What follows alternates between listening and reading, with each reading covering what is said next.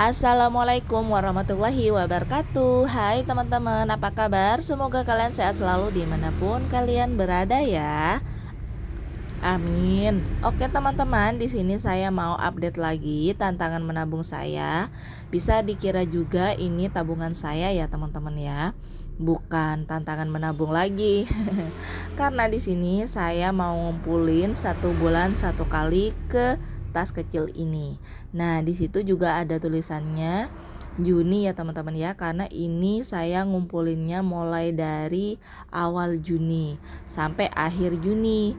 Nah, tapi di sini masih saya tanggal 28 masih belum berakhir ya di tanggal atau di bulan Juni ini, tapi saya udah update duluan.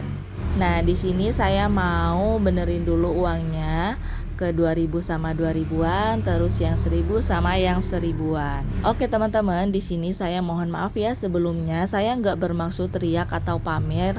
Di sini saya mau berbagi cerita aja tentang pengalaman saya menabung dan bagaimana cara saya menabung. Sebelumnya saya juga pernah jelasin bagaimana cara menabung bagi yang nggak punya penghasilan harian, dan juga bagaimana cara menabung kalau yang sudah punya gaji bulanan. Tapi di sini mungkin kebanyakan teman-teman banyak yang baru gabung dan belum nonton video saya yang sebelumnya. Di sini saya mau cerita lagi ya teman-teman ya. Siapa tahu teman-teman masih ada yang belum tahu. Nah, di sini saya pendapatan itu harian, tapi nggak nentu ya teman-teman ya. Namanya juga pedagang.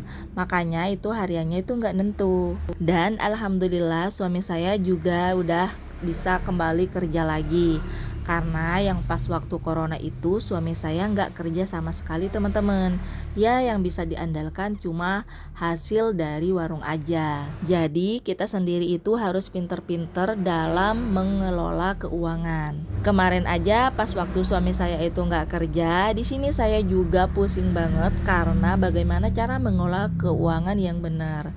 Karena semua pendapatan saya cuma ada di warung saya, atau semua pemasukan lah ya teman-teman. Soalnya suami nggak ada pemasukan sama sekali pada saat corona itu.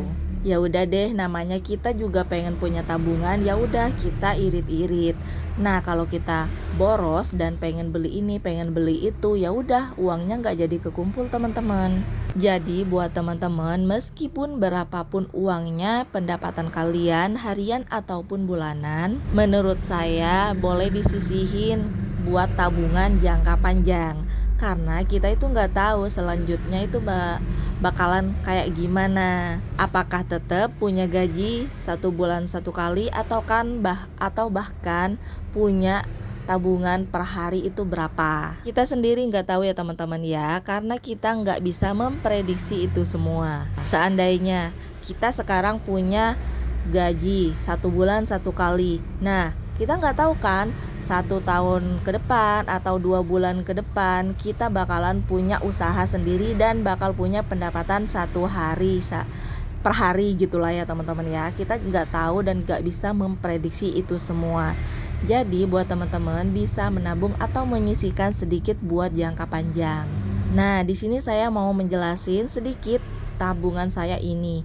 Ini adalah hasil dari warung saya ya teman-teman ya. Saya nyimpennya emang sengaja ada 1000-an, 2000-an, 5000, 10.000 dan juga 20.000. Itu saya simpen buat nanti kebutuhan di warung saya. Nah, sebelum itu saya juga bakal nyimpen buat diri saya sendiri, maksudnya yang bakal buat tabungan saya, entah itu nanti mau dibeli emas atau apa gitulah ya teman-teman. Gak apa-apa meskipun kita itu nabungnya dari nominal yang paling kecil, karena ini sebisa saya teman-teman nabungnya mulai dari 2000-an. Karena dari per barang itu saya dapatnya cuma 1000 ya, kadang 500, kadang gak nyampe 500 rupiah teman-teman. Nah, kalau teman-teman di luar sana lumayan lah ya hasilnya lebih dari 20.000 per barang, itu menurut saya sudah alhamdulillah banget. Itu bagus banget sih menurut saya, karena gak apa-apa sih Teman-teman mau nabung berapa, mau nabung 10%-nya atau 20%-nya itu terserah teman-teman, karena yang punya usaha itu teman-teman sendiri kan. Kayak gitu aja sih, sesuai dengan pendapatan kita aja kalau kita mau menabung. Oke teman-teman, di sini saya mau lanjut hitung dulu ya, karena saya sudah selesai ngerapihinnya. Nah, itu uang 20 ribuannya ada 5 lembar, yaitu 100 ribu. Di sini saya lanjut ngitungnya yang 10 ribuan ya teman-teman ya. Di sini saya ngumpul uangnya itu yang uang baru aja. Itu ada juga sih yang 2 ribuan yang lama. Oke teman-teman, di sini 10 ribuannya ada 200 ribu, jadi totalnya 300 ribu. Lanjut, di sini saya juga mau ngitung uang yang 5 ribuan ini. Totalnya ada 70 ribu teman-teman. Nah, jadinya semua itu ada 370 ribu. Nah, ini nih teman-teman uang yang paling tebel. Gak apa-apa lah ya teman-teman ya, meskipun tebel, nominalnya juga kecil, gak apa-apa. Yang penting kita udah konsisten untuk menabung.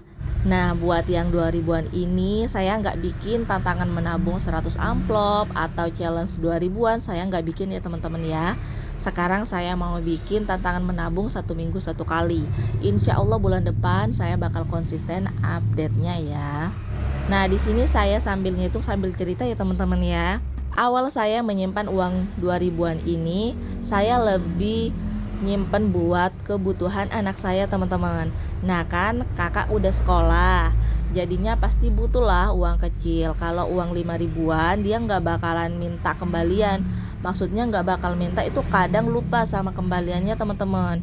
Makanya di sini saya nyimpennya buat yang 2 ribuan aja. Alhamdulillahirabbil alamin, yang 2 ribuan ada 250, totalnya 620 ribu. Sini saya nggak lanjut hitung uang yang 1 ribuan ya teman-teman ya, sama yang 2 ribuan lama saya biarin aja dulu, karena sama aja sih, nanti juga disimpan ke tasnya.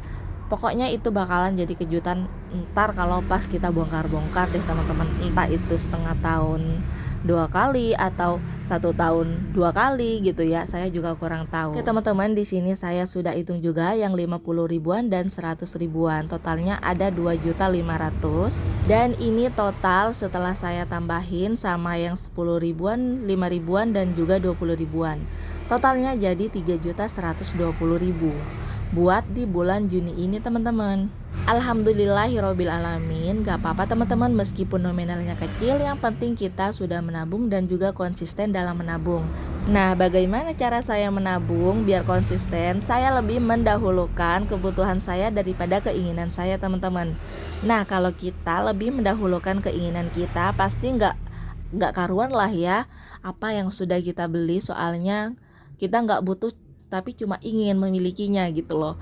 Jadinya nggak bakal dibutuhin sepenuhnya atau nggak kepake gitulah teman-teman. Makanya di sini saya lebih mentingin kebutuhan saya daripada keinginan saya. Kemarin saya juga pengen punya gaji sayang 1 bulan 1 kali, tapi saya nggak bisa kerja dan cuma bisa jaga toko kayak gini teman-teman. Alhamdulillah saya juga bisa menabung.